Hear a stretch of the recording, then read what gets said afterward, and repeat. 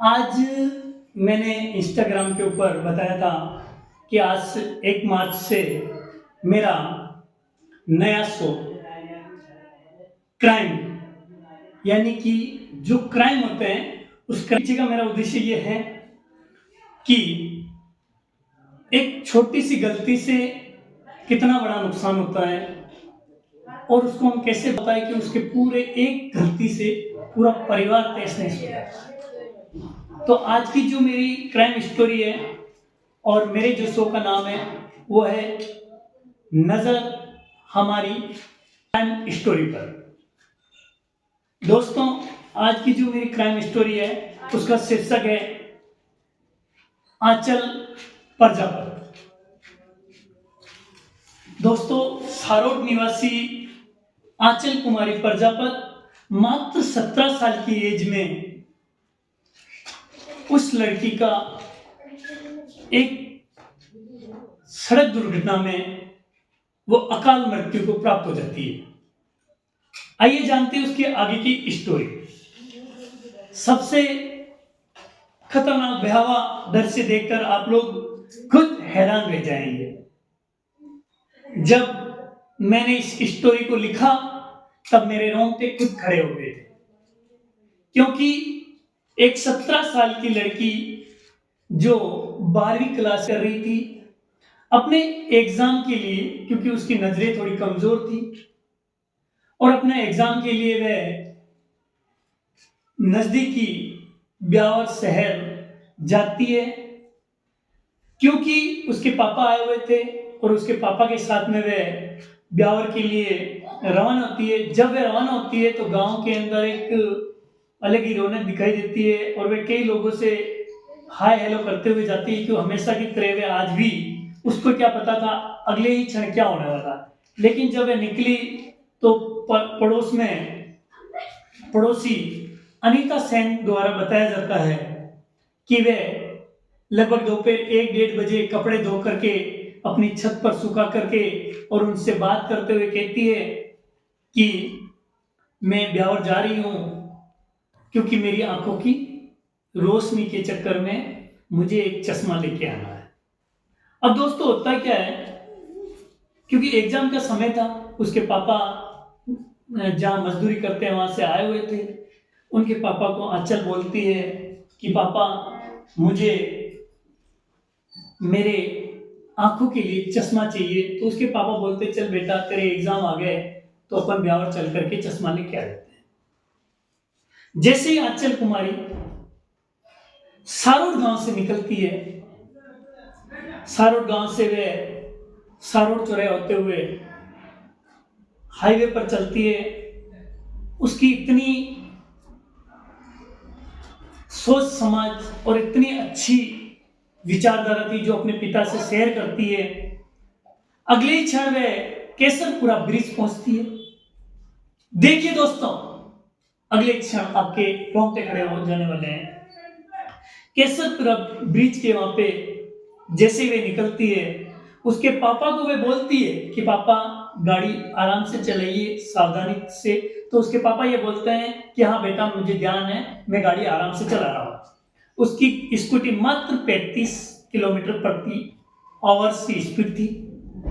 वे जैसे ही केसरपुरा ब्रिज, जिसे हम कहते हैं उदयपुर बाईपास ब्यावर के आसपास निकल करके जैसे क्रॉसिंग का टाइम आता है, तो वह आंचल स्वयं अपने पिता के अनुसार कह रही है, अपने पिता के अनुसार कहे अनुसार, कि मेरी बेटी ने कई गाड़ियों के हाथ दिए। हाथ देने का मतलब ये था, जब क्रॉसिंग आती है तो उसमें अपनी लेफ्ट एंड राइट साइड जो भी जिधर भी जाती थी इंडिकेटर के साथ में वह अपने हाथों का इशारा भी किए जा रही थी।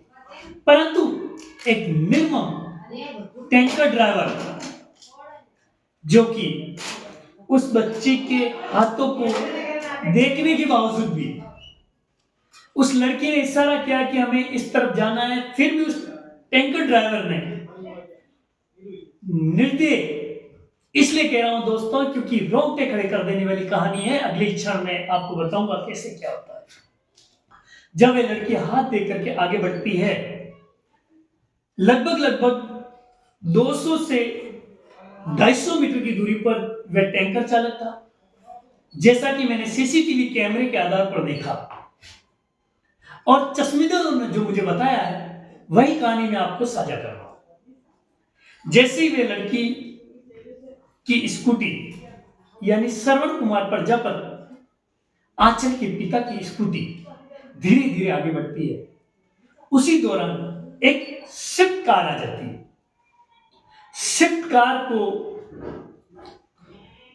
साइड की तरफ यानी अपनी साइड में बिल्कुल सही चल रहे थे श्रवण कुमार प्रजापति, लेकिन स्विफ्ट कार वाले ने भी उस स्कूटी की तरफ यानी कि रॉन्ग साइड में, कहीं ना कहीं दोषी स्विफ्ट कार वाला भी है दोस्तों, क्योंकि अगर स्विफ्ट कार वाला अगर रॉन्ग साइड में स्कूटी की तरफ नहीं आता तो हो सकता आज आंचल की ये दुर्दशा नहीं होती। लेकिन स्विफ्ट कार के निकलने के तुरंत बाद, जैसा कि हमने सीसीटीवी में देखा, हमने आपको पहले भी बताया था, स्कूटी को राइट साइड लेते हुए आंचल के पिता द्वारा क्रॉसिंग के दौरान टैंकर वाला, जो कि बिल्कुल धीरे था, लेकिन उसने उस लड़की को देख करके यानी कि उस लड़की को डराने के चक्कर से, दोस्तों सुनना, उस लड़की को डराने के चक्कर से उसने गाड़ी की स्पीड बढ़ाई।